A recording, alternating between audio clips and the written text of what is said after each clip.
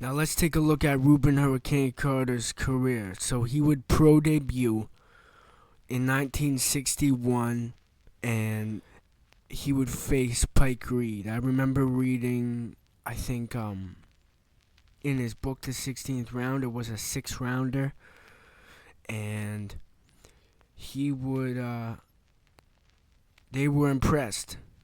The people, I think, sitting ringside, or the people watching, they were impressed with Rubin, and said he should be fighting 10-rounders. Now, then he would go on to face Joey Cooper, Frank Nelson, Herschel Jacobs twice.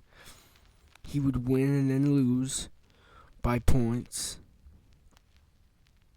Then he would face Tommy Settles in 1962, February the 14th.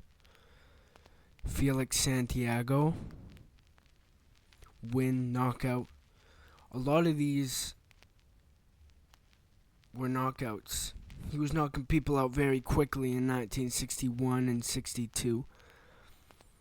And he would have his Madison Square Garden debut against Ernest Bufford. Bufford was knocked down 3 times in the second round.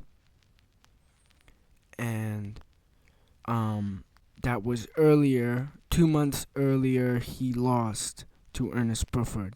Now, then he would face Mel Collins, and then he would have his television debut against Florentino Fernandez. Then he'd face Holly Mims. And Florentino Fernandez was not a bum fighter, and he knocked him out. KO in the first round, 1 minute and 9 seconds, 69 seconds.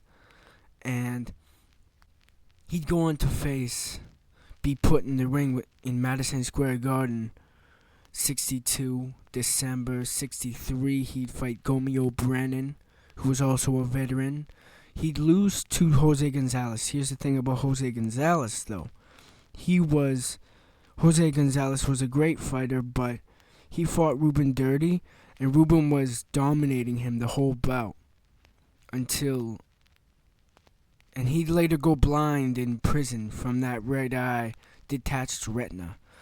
Then he'd face Georgie Benton, who was a great technical genius boxer, win by split decision. That's still pretty damn good.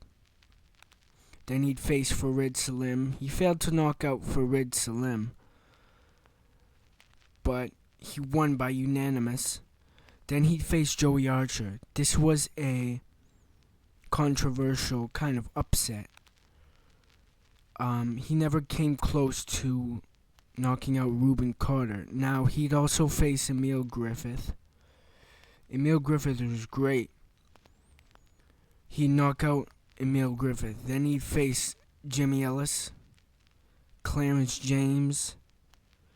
Jimmy Ellis was a future heavyweight champion, you see. Joey Giardello was the champion of the world. He failed to knock out Joey Giardello, and that's why he lost. And that loss took a lot of heart out of Rubin Carter. So Rubin would go on to face Luis Rodriguez and lose by unanimous decision. But he knocked down Luis Rodriguez in the 7th round. That was the first knockdown of Luis Rodriguez's career. So that's pretty damn good. But he'd go on to face Fabio Bettini and Harry Scott in London. Then he'd face Johnny Torres and beat him. Harry Scott was a robbery, you see. And Dick Tiger laid the worst beating on Rubin. Rubin said it was the worst ever. Dick Tiger was an amazing 2-time middleweight champion. Then he'd face Fate Davis, Luis Rodriguez once again, and lose by unanimous decision. Then he'd go to Africa and fight Joe Nagiti and TKO him. Then he'd face Wilbert McClure and win by split decision. Then he would fight Johnny Morris, he lost to Stan Harrington. Well, you see, Johnny Morris was a controversial loss too, but Stan Harrington was probably the test for Rubin that his career was going downhill at the end. But Stan Harrington, if he didn't lose to Stan Harrington, he probably could have gotten another shot at the title. But Stan Harrington, he'd face him in Miami, I think, Honolulu, and Stan Harrington was. There's some pretty cool fight photographs of that bout. Then he faced Ernest Bufford, Wilbert McClure, once again, and then his last bout of his career was against Rocky Rivera.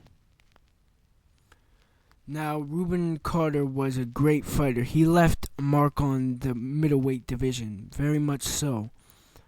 And people might think like, yo, Rubin was only, he had a bad looking record when you look at it like numbers, but he faced everybody in the division when fighters fought to feed their families. And yeah, like fighters used to be paid very little. Against Dick Tiger, the worst beating of his career, he was given $200,000 in today's money. Yo, that's little money compared to what Floyd Mayweather makes, or any pro fighter who's at the top, who is even a contender. He made little money. That's what boxers made back in the day. So we gotta respect these guys.